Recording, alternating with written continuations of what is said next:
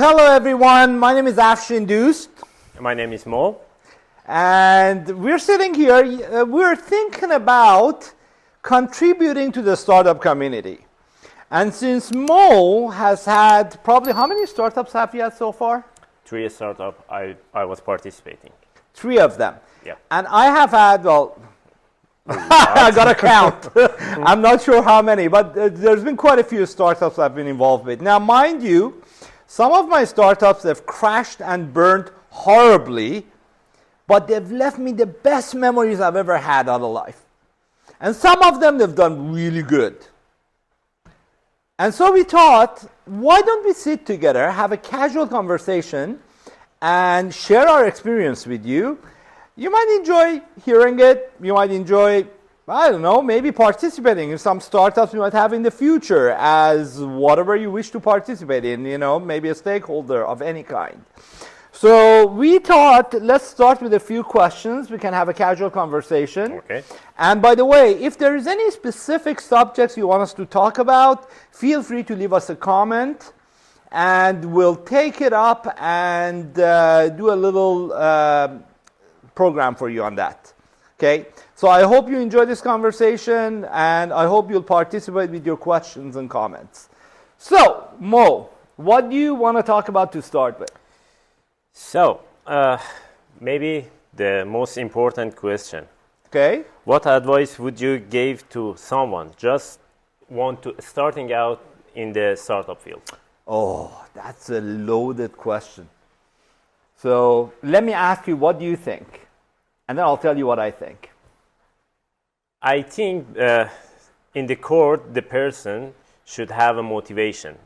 No one can motivate anyone to do anything. So it should be self-motivated to solve a problem. Agreed. And hopefully helping other people, not just himself. Perfect. I love that. So you want the people to be impact-driven, and you want them to have the mindset of helping others, which is a very noble way to do things. Now, I would add to that, well, there's so much you can say about this. I don't know where to start, but let me start like this. Finding a co-founder who has complementary skills does wonders. So I'm sure one person cannot do everything by themselves. Exactly. So if you have an idea, look at your idea, scrutinize it, find a co-founder who can help you in a complementary way to bring that idea to life. And as a first step, that's a good start. Now, I'm going to follow up on that question and ask you, what would be the second step? Now, you're saying ideation, purpose, motivation is required to step up to the plate. What I'm saying is, once you have that, find a co-founder who can actually complement your skills. What do you think they should do next? Maybe we should go further. You had an idea, you should maybe build a MVP to go and test if it really works or not. If it worked, talk to other people as they are going to buy this product for you. Okay. So if you see people see value in what you built, maybe this is the next step for me. So this is a big next step. Okay. But it's a next step that most people have problem with, because one of the reasons the startups don't do well is because they don't have proper product market fit. And I think, if I'm not mistaken, it's one of the most popular reasons why startups fail. Yeah. And so I do agree with you, but this is a big bite. So I'm going to cut it down into little pieces. Okay. I would start by first validating the idea that you want to work on. What would be your approach? So validating the idea would mean you would have to know what problem you're solving, who you are solving it for, and then rather than hear the voices and say, yes, this is what I believe, go into the market, find that person whose problem you're going to solve, and tell them, hey, I want to do this, what do you think? Do you have this problem?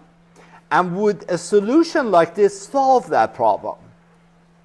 Now, and with what value you agree someone solved this problem for you. Exactly, because, and I always keep saying this, quantify, quantify, quantify all the time when you're validating your market. Yep. Because if the problem costs X amount of dollars per time unit, whatever you're measuring, or per transaction, the solution better cost a fraction of that, Exactly. right?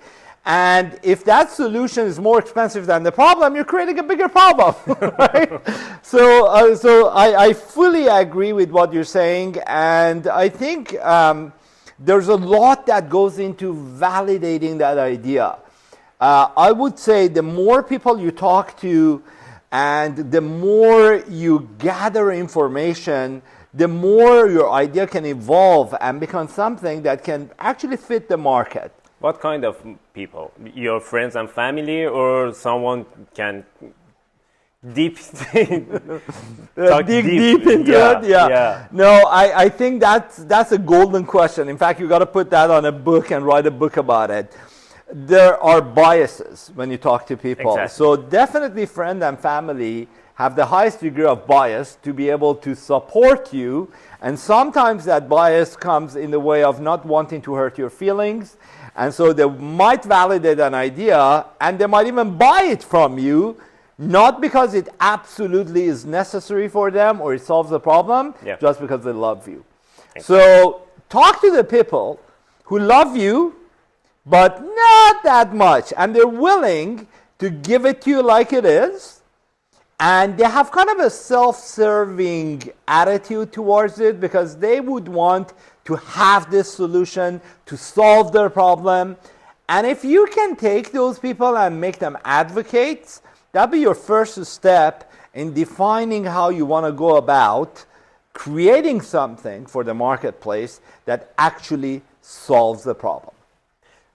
Here, when we are talking about going to people and talk to them, I have seen many of founders who have great ideas but are not willing to share their ideas with others. They think maybe others going to do the same, and they just missed the opportunity. If you would have asked me what to do about this about 2 years ago, I would have tap danced around this and would have talked about maybe NDAs or maybe finding a trusted person to talk to and all that.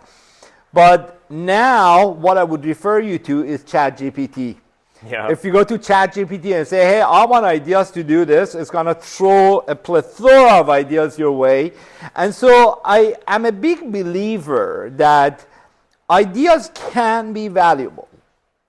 But if you give a score of 1 to 100 to why a startup might succeed, I would give maybe 2 to 3 to the idea, 97 to doing the legwork, executing properly, and making sure you have a product market fit, getting funded, getting the right people in there, getting the right advice, and being honest. Research, Yes, exactly. So you got to search always for the proper way to go forward. So that's my take on it. Perfect. So I think this is good for the first session. So I agree. Thank you, everybody, for listening and for watching us, in fact. I would highly recommend, if you think we can do things better, leave us a comment. Tell us how we can do things better. If you have an idea we want us to talk about, tell us what it is, and we'll take it from there. Yeah, okay? I have best mentor here, can help us always. See you. Okay, you're too kind. Thank you.